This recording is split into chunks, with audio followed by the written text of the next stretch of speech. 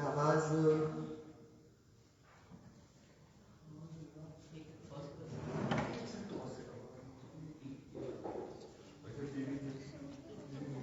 नहीं वहां से नहीं है। अच्छा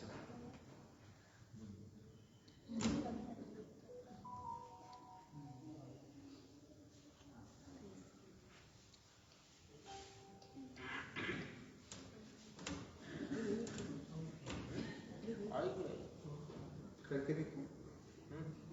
स्टार्ट करो। हाँ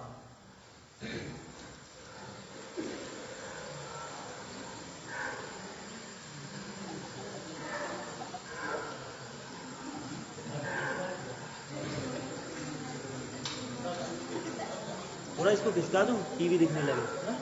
इसको खिसका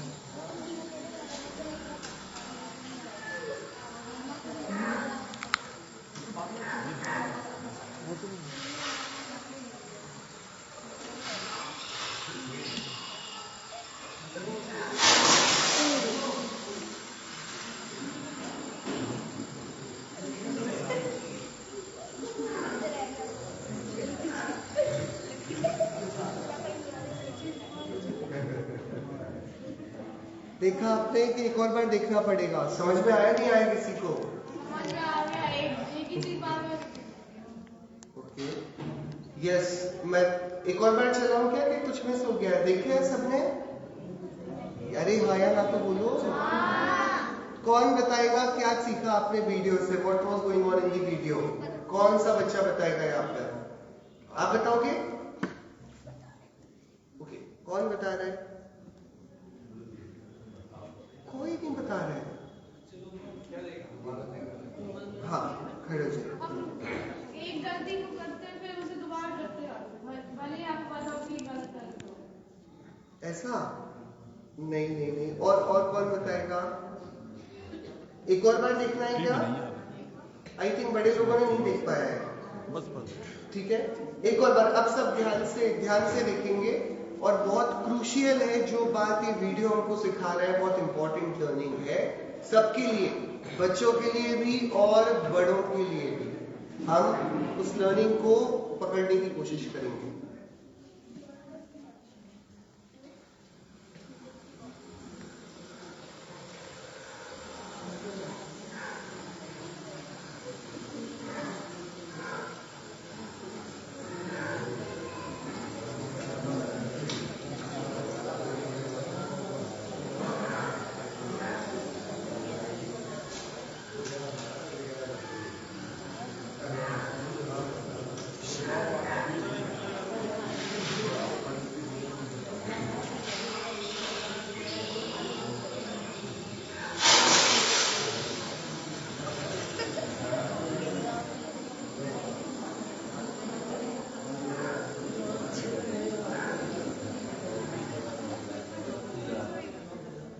ओके कौन बताएगा वीडियो में क्या चल रहा था? Very good. खड़े हो जाओ। उसने अपने आंखों से देखा कि वो क्रोकोडाइल है, वो जानते हुए भी समझेगा। दो लोग थे, दो अपन गाय थी, क्या थे, कौन से एनिमल्स थे? वो बुल थे, दो बुल थे, ठीक है। हाँ तो वो एक उसके साइड में बिठा दी इसे। तो क्या हुआ, दोनों बोल रहे कि एक लकड़ी और एक बुल बोल रहा है कि क्या है, क्रोकोडाइल है, एक मगरमच्छ है, और दूसरा बुल क्या बोल रहा है कि वो लकड़ी है, ठीक है। तो फिर क्या हो गया? वो उससे जाके देखने के लिए खा गया। कौन क्या हुआ? मतलब अरे आप जल्दी करो, आराम से। क्या हुआ, क्या गड़बड़ हुई? जो बोल रहा था कि क्रोकोडाइल है, उसकी बात दूसरा वाला उसका दोस्त मान रहा था कि नहीं मान रहा था? नहीं मान रहा था। अच्छा दोनों में से सही कौन था? जो क्रोकोडाइल बोल रहा था, ठीक है। तो ये सही था, और दूसरा कैसा था? गलत था, बराबर, गलत था, ठीक है, बराबर। तो फिर ये सही बोल रहा था, फिर क्या हुआ? फिर जब वो उसे चेक करने गया तो उसने चेक करने क्यों गया? उसको तो पता था ना क्रोकोडाइल है। फिर उसे अपने दोस्त को दिखाया, दोस्त को प्रूफ करने गया। कौन प्रूफ करने गया? जिसको पता था कि ये मगरमच्छ है। वो किसको प्रूफ करने गया? कि जो बोल रहा था ये मगरमच्छ नहीं है, उसको प्रूफ करने गया कि मगरमच्छ है, तो मगरमच्छ के ऊपर खड़ा हो गया। फिर क्या हुआ? किसको खा लिया? जिसको पता था मगरमच्छ उसको खा लिया कि जिसको नहीं पता था उसको खा लिया? ये क्या पागलपन हुआ? हाँ, जिसको पता था उसको ही खा लिया, उसको तो बच जाना चाहिए था ना। Very good, very good. कौन बताएगा इससे क्या शिक्षा मिली? बच्चे के लिए जोरदार तालियां एक बार। हाँ, तो इससे लर्निंग क्या मिली? कौन बताएगा इससे आप क्या सीखे? इससे कुछ कौन बताएगा? बड़ों में से, छोटों में से कौन बताएगा? आप पीछे से हाथ उठाएगा प्लीज। हमें किसी की भी बात पे भरोसा नहीं करना चाहिए। अगर तो वो उसकी किसकी बात पे भरोसा कर रहा था? वो तो अपनी बात का भरोसा दिला रहा था। हाँ हाँ, तो लर्निंग क्या है? उसने टेस्ट किया तो उससे भी ऐसा डाउट हुआ कि ये शायद एक लकड़ी है। ओके ओके, हाँ, तो लर्निंग क्या रही? तो शिक्षा क्या रही? कि किसी की भी मतलब अगर हमें लगता है कि सही है तो हमें गलत कोई और हमें कुछ और बात हाँ। बता रहा है उस पर भरोसा नहीं करना चाहिए। बराबर बराबर, बहुत बढ़िया। मतलब हमें जो हम जानते हैं उस पर ज्यादा डगमगाना नहीं चाहिए, दूसरों की बातों को सुनकर। बहुत जोरदार तालियां करते हैं। हाँ, और किसी को कोई लर्निंग इसमें समझ में आ रही है? कोई और बच्चा बताएगा आप क्या सीखे इससे?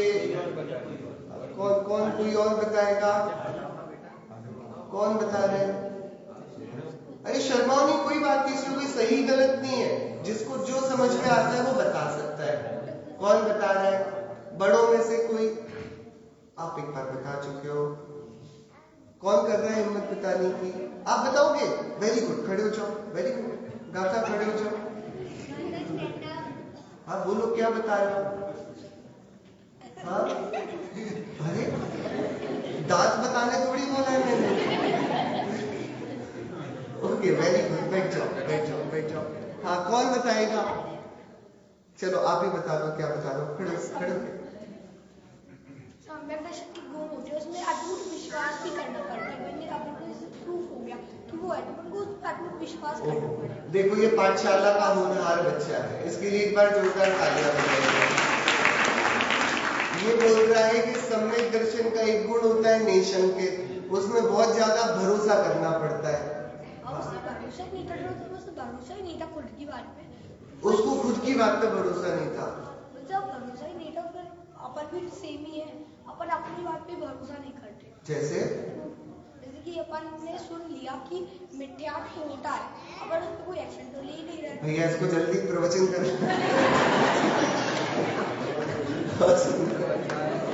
जोरदार तालियां बजाइए। गजब के बच्चे हैं यहाँ पर। हाँ, अशोकनगर के बच्चे निराले। कोई बच्चे आ जाएंगे पहले पैर पड़ेंगे, उनसे बोलो खुश रहो, कहते हम खुशी रहते हैं। निराले बच्चे।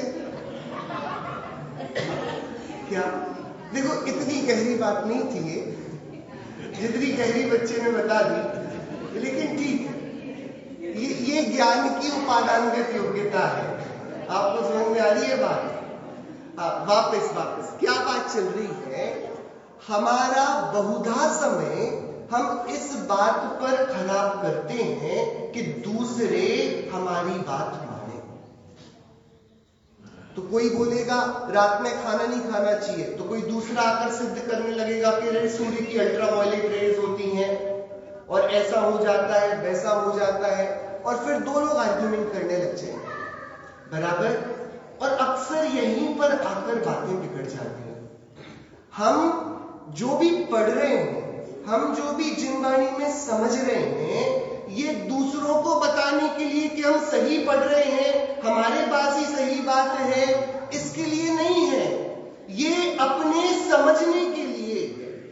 जब दूसरों को समझाने जाते हैं तब क्या होता है, वो हाल आपने देखा। अपने भाई, कोई आपकी बात मानेगा, कोई बात आपकी नहीं मानेगा। जो नहीं माने कोई बात नहीं, जो मान जाए बढ़िया बात है। हम किसी दूसरे को अपनी बात मनवाकर अपनी बात को नहीं मानेंगे। क्या गड़बड़ यहीं से शुरू होती है। हम बेसिकली, जो बच्चे ने बोला ना, वो वैलिडेशन चाह रहा है, वो चाहे तो रहा है कि दूसरे को समझाए, लेकिन हकीकत ये है कि उसको खुद भी पक्का नहीं पता है। बराबर।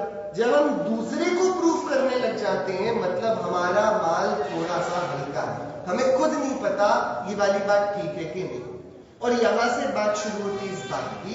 मैं आप सबसे पूछता हूं, आप लोग जब छोटे थे और आप लोग 5वीं, इसमें ग्रेड 5 5th क्लास तक के कौन कौन बच्चे, 5th क्लास या उससे कम, 5th क्लास या कम, खड़े हो जाओ, कौन कौन है 5th क्लास या उससे कम?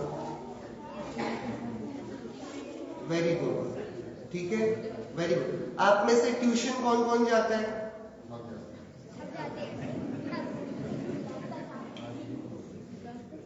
बैठ जाओ, बैठ जाओ, बैठ। सबने देख लिया मम्मी पापा लोगों ने?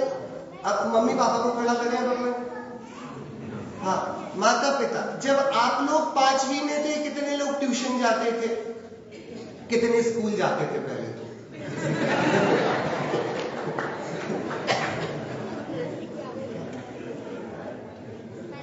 पांचवी का बच्चा कितने साल का होता है लगभग?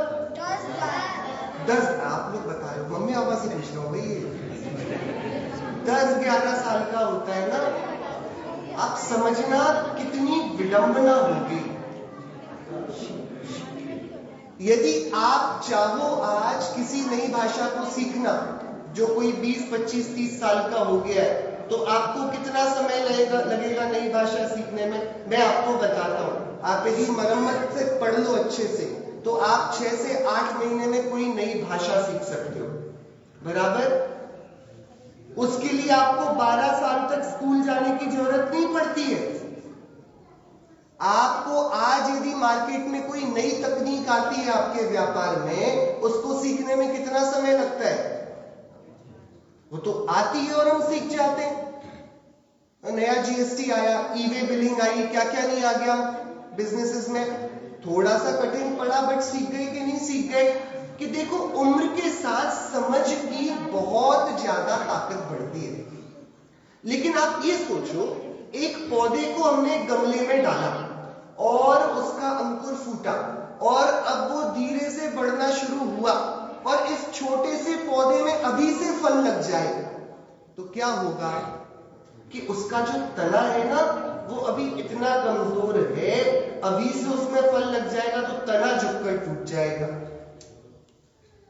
तो पौधे में तत्काल फूल भी नहीं आते, फल भी नहीं आते, धीरे धीरे छोटी छोटी पत्तियां निकलती हैं, फिर उनका धीरे धीरे विस्तार होता है।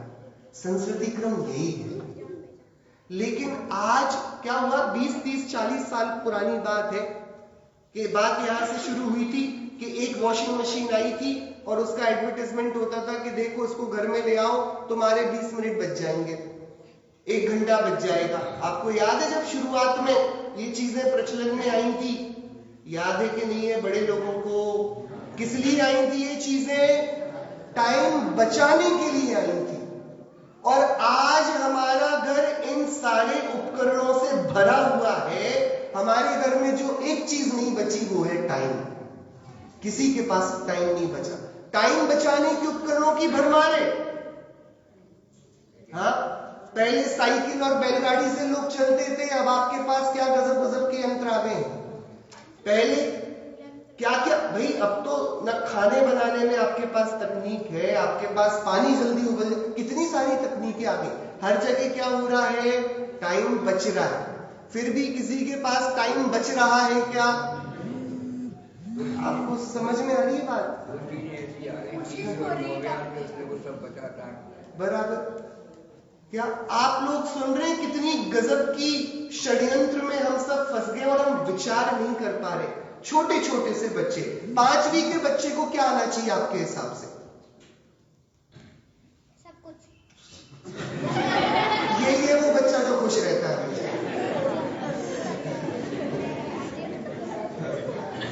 5वीं के बच्चे आपके हिसाब से कितनी भाषाएं? लेकिन आज बच्चों के पास फुर्सत नहीं है। स्कूल से आते हैं, ट्यूशन जाते हैं, इधर जाते हैं, उधर जाते हैं, और इन सब के बीच में जो सबसे जरूरी है वो वाली पढ़ाई छूट जाती है। मूलाचार ग्रंथ है स्वामी वट्टकेय स्वामी का, उनको कुन आचार्य की, कई विद्वानों का विशेष मत है कि वह कुन आचार्य देव द्वारा ही प्रणीत है। मूल में वट्टकेट स्वामी उसके ग्रंथ रचयिता का नाम है। उन्होंने बताया, उसमें मूल गाथाएं थी कि पता है सबसे बड़ा, यदि किसी को अपने बच्चों को सचमुच प्रबुद्ध बनाना है तो उसके लिए उसको किताबें ना दें। उसमें क्या लिखा आपको पता? विनयम मुखद्वारम। विनय किसकी? देव की, शास्त्र की, गुरु की, इनकी विनय। क्योंकि हमने बचपन में पढ़ा था जब अपन छोटे थे और हमारे स्कूल चलते थे, विद्या ददाति विनयम विनयात याति पात्रता पात्रत्वात् धनमाप्नोति। हाँ, और फिर धन से क्या मिलता है? हाँ, तो धन से धर्म होगा और फिर उससे सुख होगा। बराबर। तो मूल था विनय, और विनय अपने से बड़ों से मिलने में आती है। और बड़े अकेली घर में नहीं रहते, घर में जो बड़े हैं वो भी बहुत छोटे हैं। किसके सामने?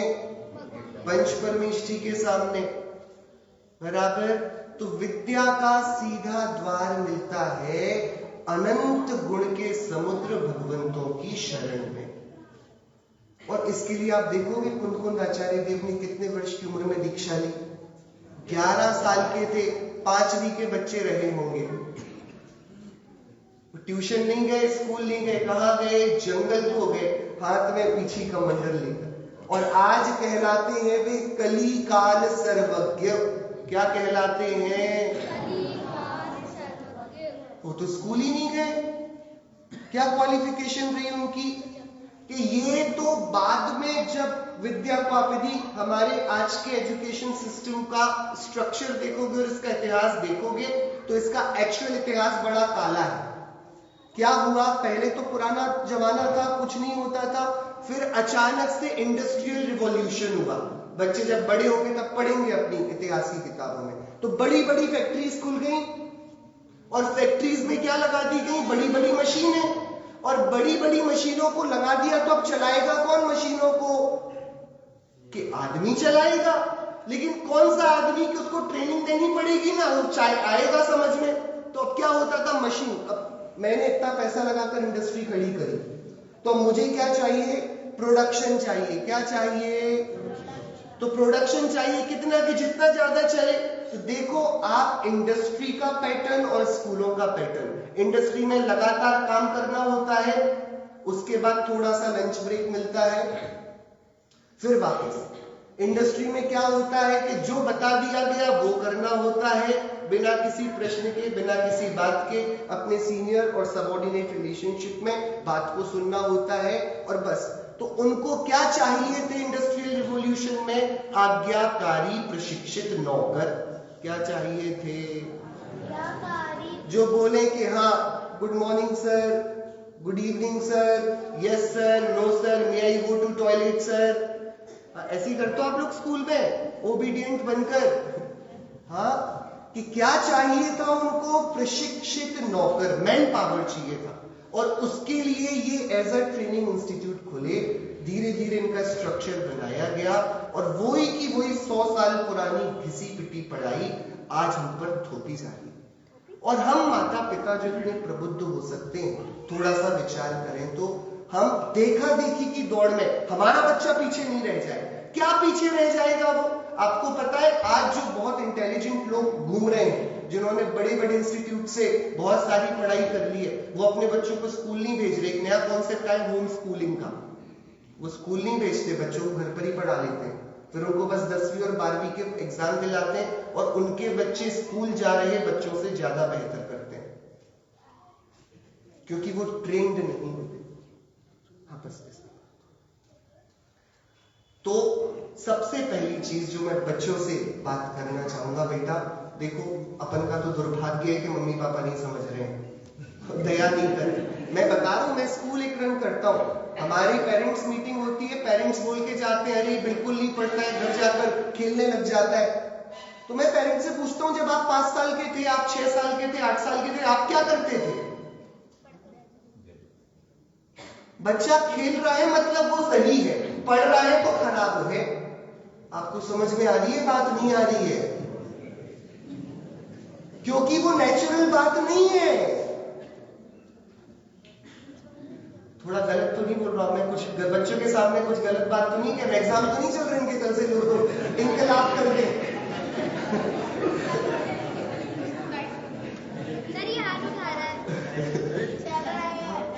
देखो भैया, जो बॉडी का डेवलपमेंट है ना, इस बॉडी के डेवलपमेंट को हम बॉडी के डेवलपमेंट की बात कर रहे हैं अभी, तो माइंड तो जाने दो। उसके लिए सबसे ज्यादा जरूरी है बचपन में बच्चों के मस्तिष्क का खुला होना। देखो, आप अपने बच्चों के बारे में थोड़ा देखना, उनको नई चीज सीखने की कितनी जिज्ञासा होती है, कि उनको इस बात की टेंशन होती है कि आज होमवर्क नहीं हुआ। जब बच्चा छोटा होता है, मम्मी पापा बाल खींच लेते हैं, जहां जाता है ये क्या है, वो क्या है, ये ऐसे क्यों होता है, वो कितने प्रश्न होते हैं बच्चों के पास। और धीरे धीरे बच्चा बड़ा होता जाता है और उसके क्वेश्चंस को मना कर दिया जाता है सिलेबस के चलते, और फिर बस वो क्वेश्चन पूछना बंद कर देता है, नई चीज को सीखना बंद कर देता है, जो सिखा दिया पढ़ा दिया उतना काफी है, बाकी जाने दो। आप लोगों के साथ भी ऐसा हुआ होगा कि आप इस एजुकेशन सिस्टम से आए हैं तो बराबर। तो क्या बच्चों से मेरा ये कहना है, बेटा ये पढ़ाई तो होती रहेगी और हो जाएगी, और आप लोग बहुत अच्छा करोगे, क्योंकि कर ही रहे हैं सब लोग अच्छा आपकी फैमिली में, और आपके बड़े भाई लोग, आपके अंकल लोग, पापा लोग, सबने अच्छा किया ही है। But what is most important is, जो कोई नहीं पढ़ा रहा है आज, वो हमारी पाठशाला में पढ़ाया जाता है, और ये वो बात है जो एक्चुअल में आपको हेल्प करेगी। आप आज इसको अप्रिशिएट नहीं करोगे। हम लोग को भी बचपन में ऐसे ही लगता था कि ठीक है स्कूल की पढ़ाई जरूरी है, पाठशाला मजबूरी है, ऐसा लगता था। लेकिन आज हम लोग जब रिफ्लेक्ट करते हैं तो हमको पता पड़ता है स्कूल का कुछ याद नहीं। आपको पता है आपने कौन सा 3rd क्लास में चैप्टर पढ़ा था ईवीएस में, हाँ, लेकिन पाठशाला में क्या पढ़ा वो आज भी याद है, और काम वही आता है। आज काम वही आता है जब इतने सारे कंपटीशन से, इतने सारे प्रेशर से बनी हुई दुनिया पर अपन जीते हैं, तो काम क्या आती है, वो बातें जो हम 1 घंटे की, आधा घंटे की पाठशाला में पढ़ते हैं। इसलिए व्हाट इज आवर राइट, क्या हमारा अधिकार है, हमारा अधिकार पाठशाला है। इसके लिए हमको एक बार कोचिंग छोड़नी पड़े, हमको छोड़ देनी चाहिए, क्योंकि अभी हमारी कोई उम्र नहीं है कोचिंग पढ़ने की। स्कूल में क्या पढ़ाई नहीं हो रही है, कितनी पढ़ाई करेंगे हम, और हमको कौन सा पढ़कर क्या कर जाना है, हाँ? और कोचिंग पढ़ के तो कोई महान नहीं बना आज, हाँ? क्योंकि सबसे बड़ा बहाना यही है बच्चों की, पाठशाला के टाइम कोचिंग का है, कोई और क्लास का है, कोई और क्लास का है। So you have to know, जो जरूरी है वो क्या है, पाठशाला। क्या जरूरी है बेटा, पाठशाला। सबसे ज्यादा क्या जरूरी है हमारे लिए, आपको डर तो पाठशाला के लिए तो कोई ट्यूशन नहीं लगानी पड़ती है, और पाठशाला में बहुत कठिन पढ़ाई होगी फिर ट्यूशन पढ़नी पड़ेगी, ऐसा तो नहीं होता है। एकदम इजी पढ़ाई है। इजी होने पर भी सबसे असरदार पढ़ाई ये है। तो आप सब मुझसे प्रॉमिस करो, पाठशाला आओगे कि नहीं आओगे, आते ही हो आप लोग तो। लेकिन कभी ऐसी सिचुएशन बन जाए कि पाठशाला और स्कूल की पढ़ाई के बीच चूज करना है, तो क्या चूज करोगे आप, कि वैसे भी पाठशाला 1 घंटे की होती है, ज्यादा नहीं होती है।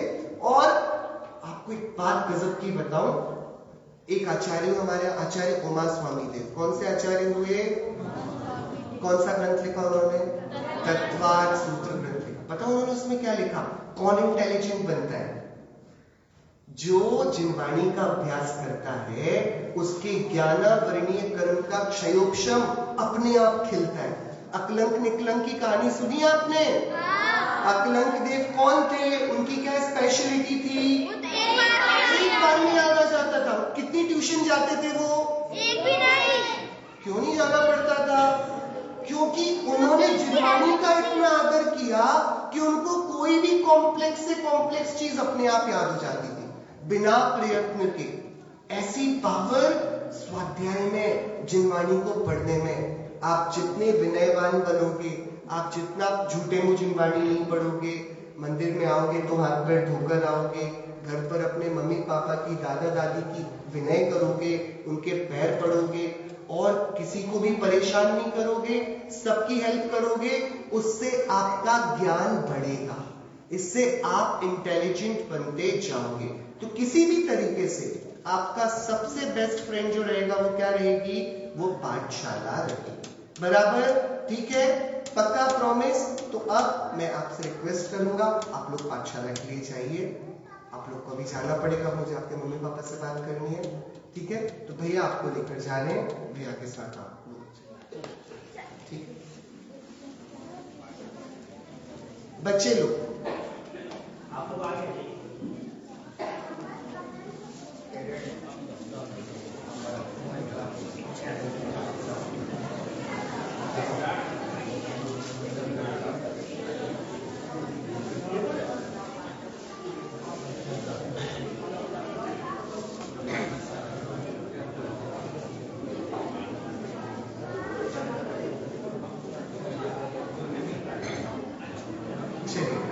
अब जो लोग बचे हुए हैं वो सब अभिभावक हैं मेरे हिसाब से, है ना?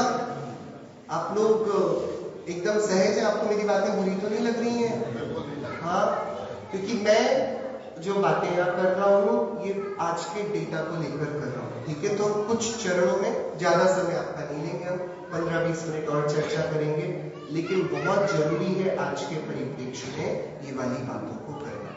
आप में से कितने लोगों के पास फोन है? सबके पास है, बराबर। आप में से कितने लोग अपने फोन से परेशान हैं?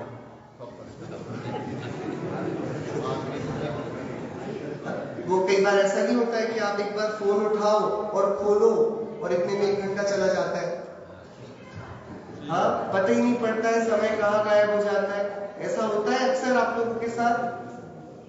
तो देखो, बहुत सारी स्टडीज की जा रही है और फोन का हमारे जीवन में होना और सडन सर्ज, एक बहुत तेजी से बढ़ोतरी हुई है मानसिक बीमारियों में, मेंटल इलनेस, मानसिक बीमारियां जैसे कि डिप्रेशन, जैसे कि अवसाद जिसको हम कहते हैं, जैसे कि हमें बिना बात के टेंशन होने लगना, एंजाइटी होने लगना, बहुत तेज घबरा जाना अचानक से, ये सब क्या कहलाता है? ये सब मेंटल इलनेस, ठीक है? और इसके कारण हाल ये है कि अचानक से वर्ल्ड में सुसाइड रेट्स पर बहुत तेजी आ रही है। किस पर? 2 चीजें बढ़ी हैं, एक तो आत्महत्या की दर और एक नींद की गोलियों की और नशाकारक वस्तुओं की सेल। एकदम से नशा कितना बढ़ गया है, मतलब यदि हम 10 साल पीछे जाएं तो लोग शर्म करते थे बताने में कि शराब पीते हैं, और आजकल लोग लिख रहे हैं अपने बायोडेटा पे कि पीते हैं। आपने 10 साल में अंतर देखा है? देखा है कितना? 10 साल पहले, 15 साल पहले मूवीज में इतना नॉर्मली नहीं दिखाया जाता था, और अब तो एकदम सामान्य पिता के साथ पुत्र बैठकर शराब पी रहे, नॉर्मलाइज हो गया। आपने देखा कितने तरीके से हम पर वो चीज, जबकि जैसा दिख रहा है वैसा है नहीं।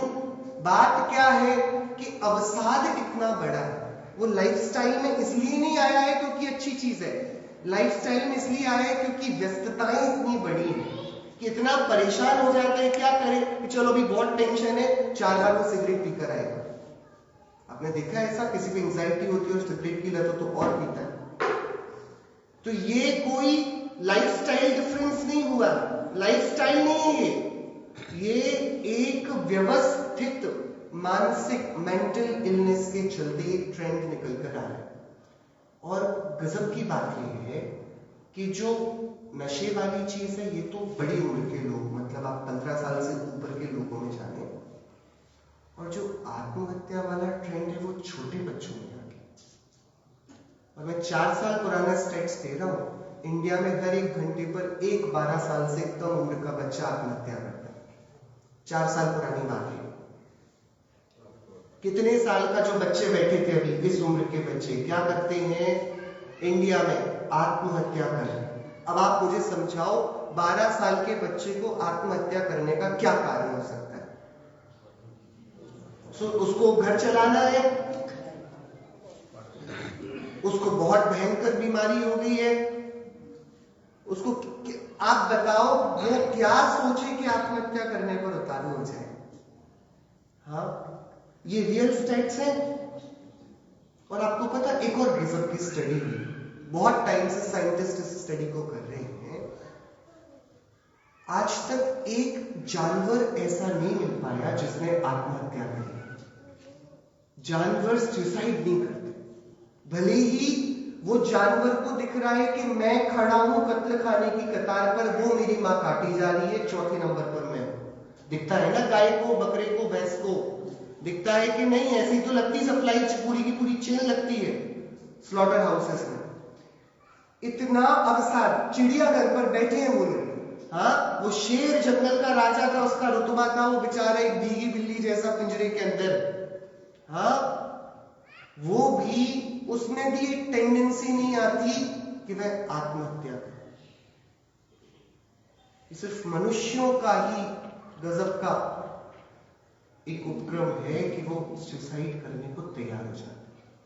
क्यों होते हैं, इस पर हम विचार कर रहे हैं, और इस पर आप और हम विचार नहीं कर रहे हैं अकेली, इस पर बहुत सारी governments all over the world इस पर डिस्कशन कर रहे हैं।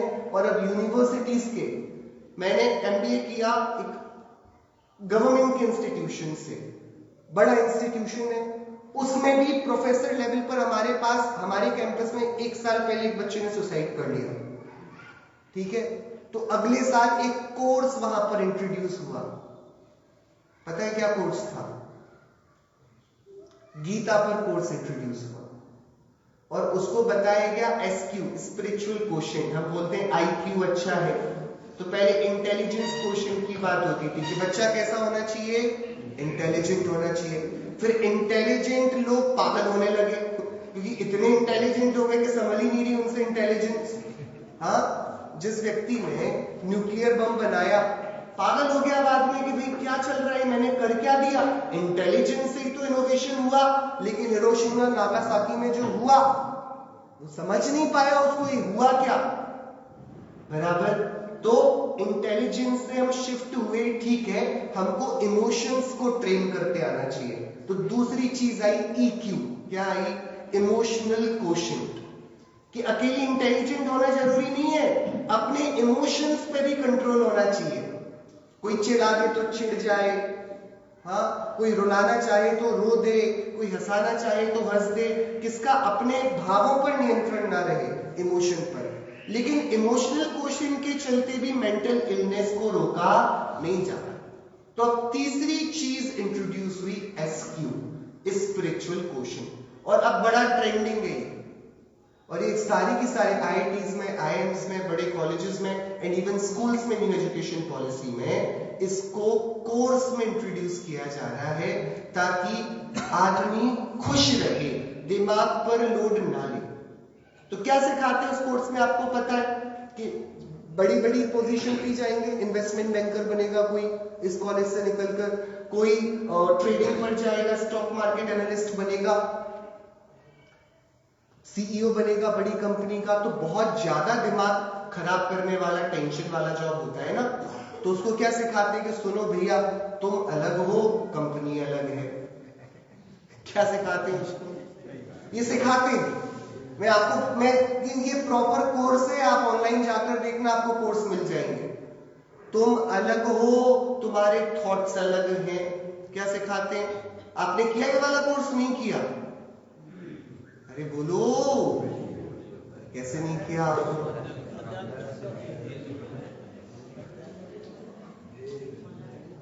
आपको मैं क्या बात बोलना चाह रहा हूं वो समझिए।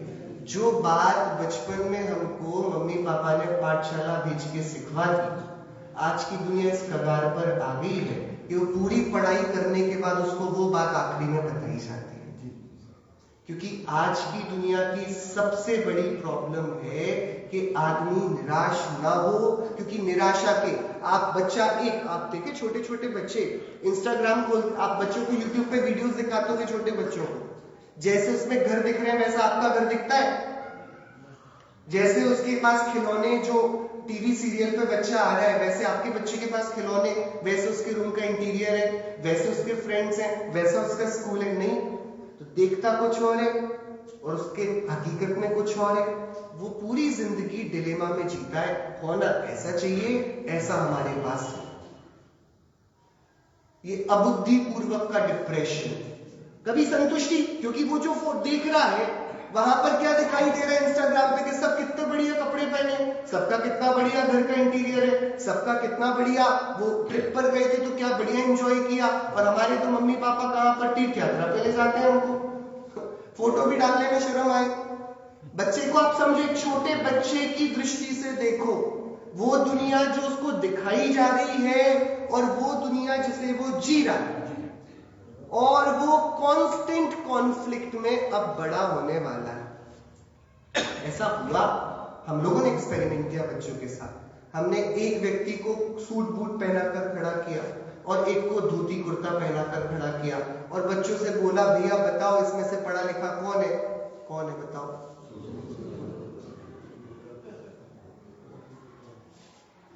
आपको परेशानी समझ में आई?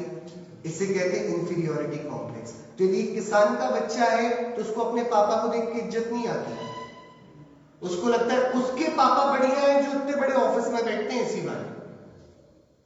अब ये पढ़ाई कैसे सही पढ़ाई होगी जो अपने माता पिता की इज्जत करना नहीं सिखा पाती, जो हर एक चीज को लेबलिंग से जज करती है?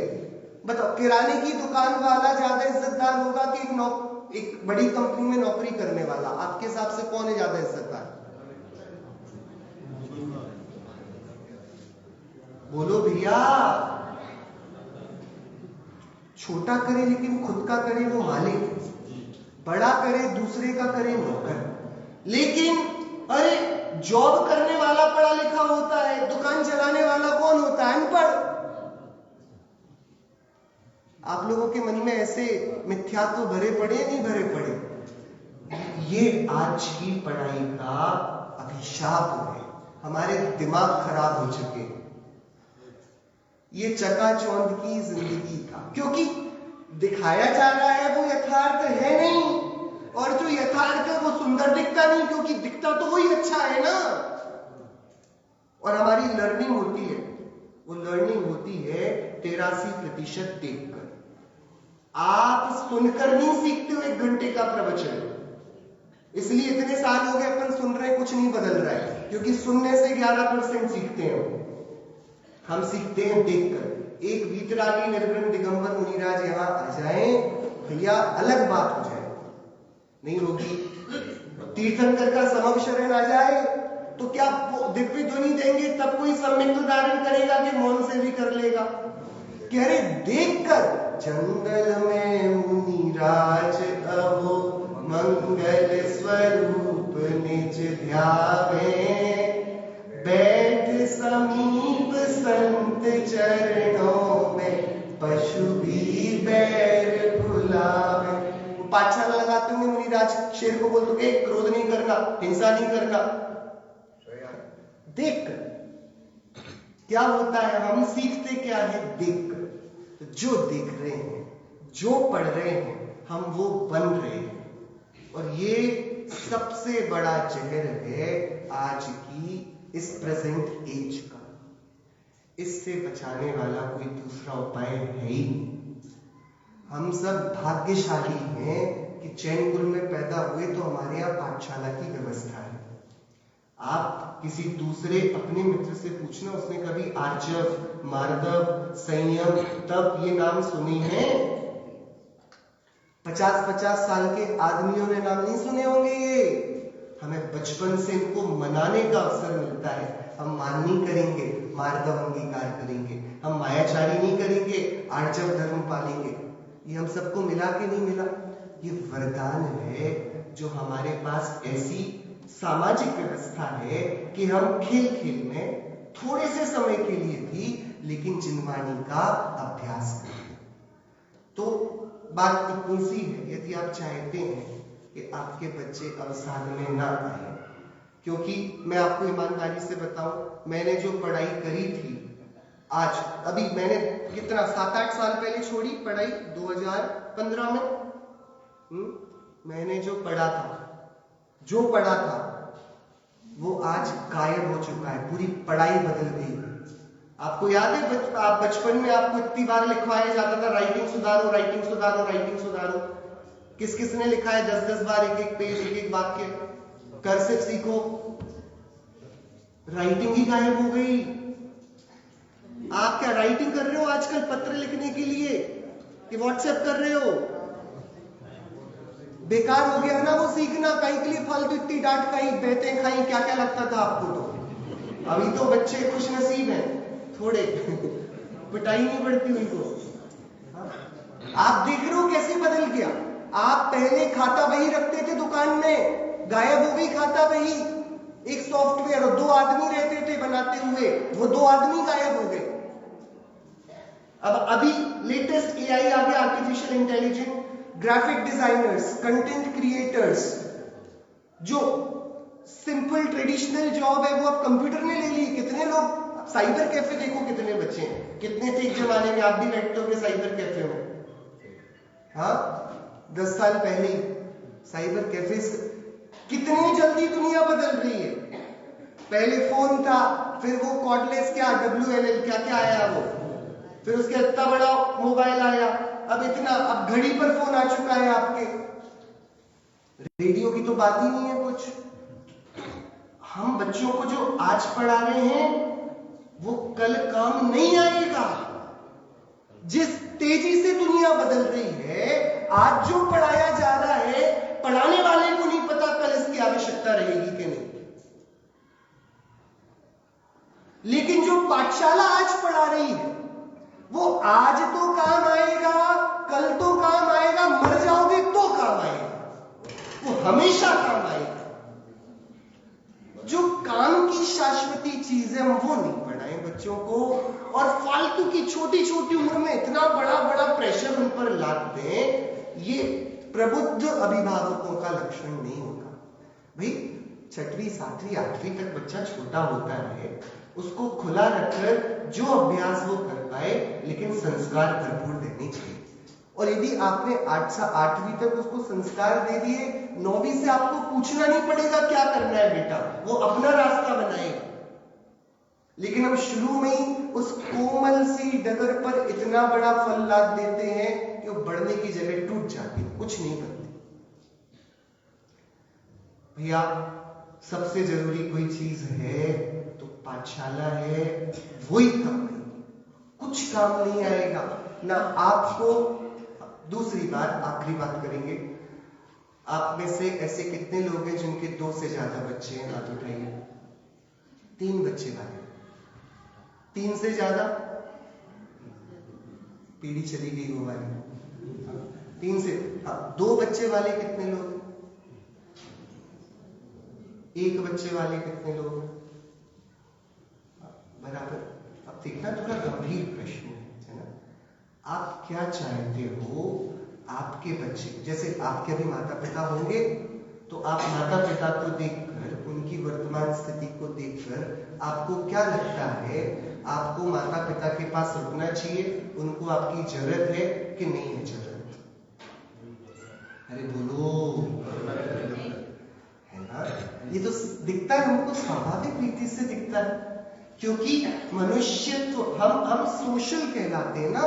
हम परिवार में रहने वाली प्रजाति हैं। जो एनिमल किंगडम में बात चलती है, क्या जानवरों में प्रवृत्ति नहीं होती, लेकिन मनुष्यों में पाई जाती है कि हमें एक दूसरे की आवश्यकता पड़ती है।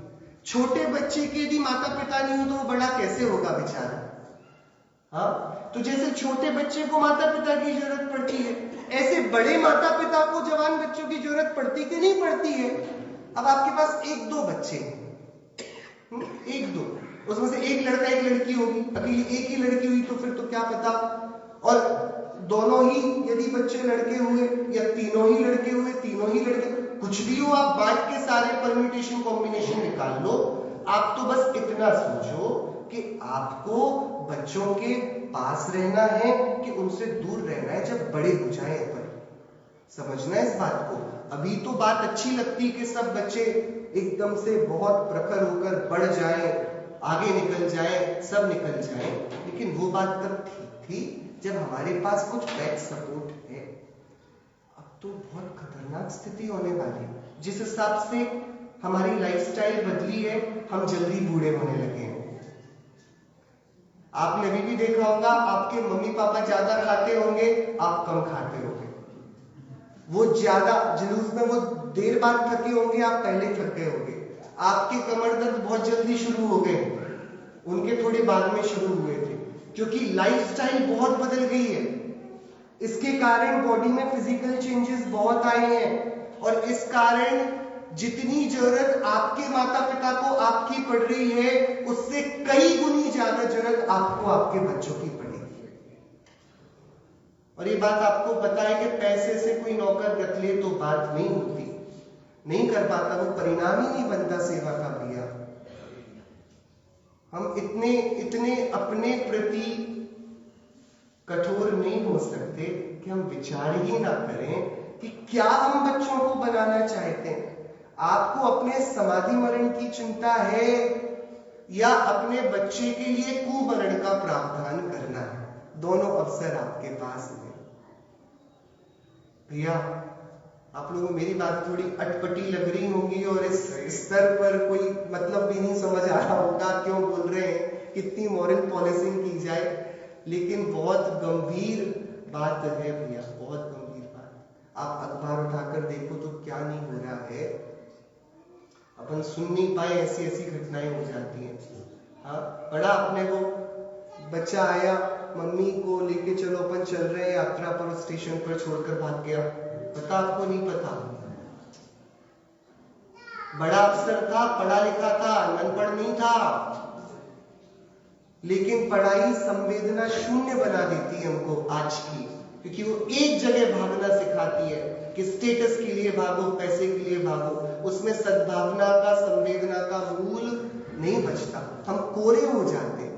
हमारे यहाँ तो एकदम सरल सा सूत्र है, विद्या वह है जो हमें सुखी करे। जिस पढ़ाई को पढ़ के टेंशन आता है, हमारा ईर्ष्या, हमारा लालच, हमारा लोभ बढ़ता है, वो पढ़ाई नहीं है, जहर है। तो कौन सी पढ़ाई हमारे काम आएगी, बच्चों के काम आएगी? आचार्य गुरुभद्र देव ने एक श्लोक लिखा आत्मानुशासन ग्रंथ में। क्या लिखा उन्होंने? कि माता पिता शत्रु हैं इस चीज के, कि वे इसको मोक्ष मार्ग में नहीं लगाते। कौन से माता पिता? जो मोक्ष मार्ग में नहीं लगाते। उसमें लिखा, विवाहादिक संसार वर्धक कार्य स्वजन जो करते हैं, वे ही शत्रु, अन्य नहीं, एक बार प्राण जो हरते हैं। वो शत्रु नहीं है जो एक बार मारता है, शत्रु वो है कि जिन माता पिता के पास अवसर था कि मुझे क्षमाशील, मुझे विनयवंत, मुझे पंच परमेश्वर तत्व का आराधक बनाते, तो मैं भव भव में मरण नहीं करता, मैं उनका भी समाधि मरण कराता, अपना भी जीवन सद्भावनाओं से जीता। लेकिन उन्होंने ऐसा कराया नहीं, तो कौन शत्रु है? कि वही शत्रु। फिर दूसरी बात बोली क्या? कि बताओ परिवार के लोगों ने कुछ अच्छा किया क्या तुम्हारे लिए? तो आचार्य गुरुभद्र देव कहते हैं कि एक बात अच्छी करी उन्होंने, बस हमारे परिवार वालों ने और कुछ अच्छा नहीं किया। क्या अच्छा किया? कि भैया जब हम मर गए तो हमारा शत्रु जो ये शरीर था, इसको उन्होंने मिलकर जला दिया। इतना माता पिता का उपकार है, जीते जी तो उन्होंने कोई उपकार नहीं किया। हम ऐसे अपराध को ना करें। हमें मुश्किल से जैन कुल मिला है, हमने पढ़ा है स्वयं, और हम जानते हैं जीवन में कितनी ज्यादा जरूरत पड़ती है धैर्य की। क्या क्या घटित हो जाता है, कितनी बार आप सबने तो देखा है ना, अचानक से आग लग जाए, किसी का बड़ा व्यापार ठप रह जाए, बड़ी चोरी हो जाए, मरण हो जाए अचानक से। कितने सारे लोग नहीं सहन कर पाते, आप सहन कर पाते हो क्योंकि आपने थोड़ा स्वाध्याय किया। तो यही बात हमको अपने बच्चों को करनी है। हम सब पाठशाला में आए, और मोक्ष मार्ग प्रकाशक में पंडित साहब ने दूसरी बात और कही 8वें अधिकार में, कि भैया करने योग्य कार्य तो एक ही है। कौन सा? जो तीर्थंकर आदि करते हैं। तीर्थंकर आदि क्या करते हैं? मोक्ष मार्ग का उपदेश देते हैं। आप सब भी यदि योग्य समझें अपने आप को, तो पाठशाला में पढ़ाएं, बच्चों को सच्ची बात बताएं, खुद पढ़ें और वो काम करें जो तीर्थंकर करते हैं। क्या करते हैं तीर्थंकर? उपदेश देते हैं मोक्ष मार्ग का। तो यदि आप में से कोई इच्छुक हो पाठशाला लेने के, तो आप उसके लिए भी आगे आए। और आप यदि लेने के इच्छुक नहीं है तो अवश्य बच्चों को प्रेरित करें, लेकिन उसके भी पहले वो बात याद रखें जो शुरुआत में हमने वीडियो में देखी थी, दूसरों को सुधारने के लिए जीवन खराब ना करें। अपने को पहले समझाएं कि हमारा भी जीवन वो एट स्टेक है, उसकी भी व्यवस्था है। तिरुक्कुरल करके काव्य है, तिरुक्कुरल संत, इनको भी कई विद्वान आचार्य कुंदकुंदेव मानते हैं और ये बहुत बड़ा नीति का ग्रंथ है। तमिलनाडु में इनको ऐसा भगवान पूजा जाता है। संत तिरुक्कुरल को आपने नाम सुना होगा। इन्होंने 2 बातें लिखी। क्या लिखा? संतान ही मनुष्य की सच्ची संपत्ति है, क्योंकि वह अपने संचित पुण्य को अपने कृत्यों द्वारा उन तक पहुंचाता है। हमने जो अच्छा सीखा है हम वो अपने बच्चों तक पहुंचाते हैं, तो उसकी संतति बनती है। आज हमारे घर पर ये संस्कार कैसे आए कि हमारे दादा के पापा ने उनको दिए, दादा ने हमारे पापा को दिए, पापा ने हमको दिए, हम बच्चों को देंगे। आपको संतति दिख रही है ऐसे। तो अब क्या बोल रहे हैं? पुत्र के प्रति पिता का क्या कर्तव्य है? पुत्र के प्रति पिता का कर्तव्य यही है कि पुत्र को सभा की प्रथम पंक्ति में बैठने योग्य बना दे। पिता का क्या कर्तव्य है कि बच्चा जहां जाए उसको पीछे से आगे बुलाया जाए, अरे यहां आकर। क्या पहला कर्तव्य? अच्छा, दूसरा, पिता के प्रति पुत्र का क्या कर्तव्य है? यही कि संसार उसे देखकर, पुत्र को देखकर उसके पिता से पूछे किस तपस्या के बल से तुम्हें ऐसा पुत्र मिला। क्या 2 बातें। पिता कब सफल हुए? जब पुत्र प्रथम पंक्ति में आकर बैठ जाए। वो अपने आचरण की सुगंध से होगा।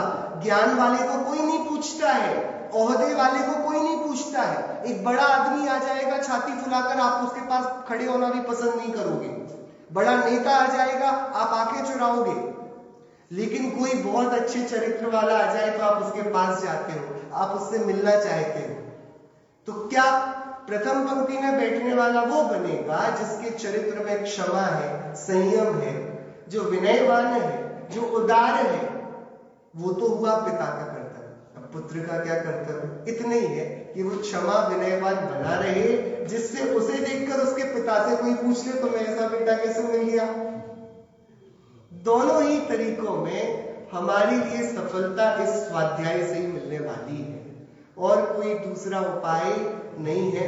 मैंने थोड़ी सी ज्यादा बातें आपसे कह दी होंगी, आप उसके लिए मुझे क्षमा अवश्य करोगे ही, लेकिन बहुत जिम्मेदारी है हमारी कि हम अपने बच्चों को जैसे बने तैसे जिन मार्ग में लगाएं, जिन वचन को पढ़ाएं।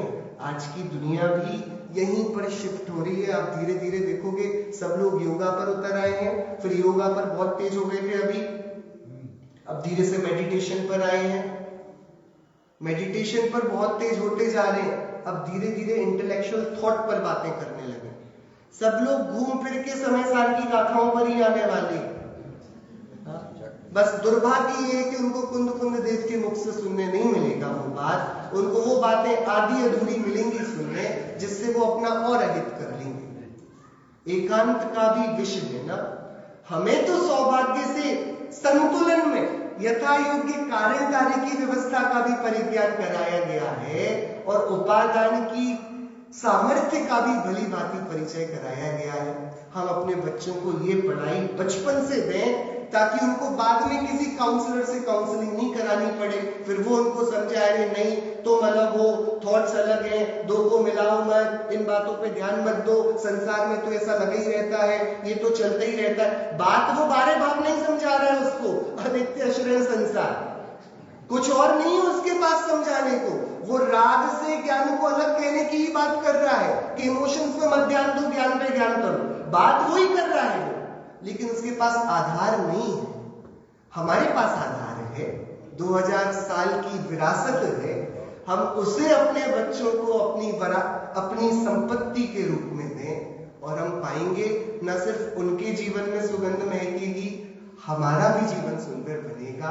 हमारे बच्चे यदि जिन मार्ग पर चलने वाले बने तो उससे बच्चों का गौरव तो है ही, आप देखना कि आपका जीवन कितना सरल, कितना सहज, आनंदमय होगा। आप लोग क्षमा करिएगा कोई बात बुरी लगी हो, लेकिन कुछ भी हो, आप किसी भी कारण से इस बात से दूर मत होना, जिनवाणी माता की गोद को मत छोड़ना, निरंतर जीवन में जिनवाणी का आश्रय लेना, खूब रसपान करना और अपने आश्रित जो भी है परिवारीजन उनको कराना। इसी बात से किसी को कोई प्रश्न बोलना होगा बताइए।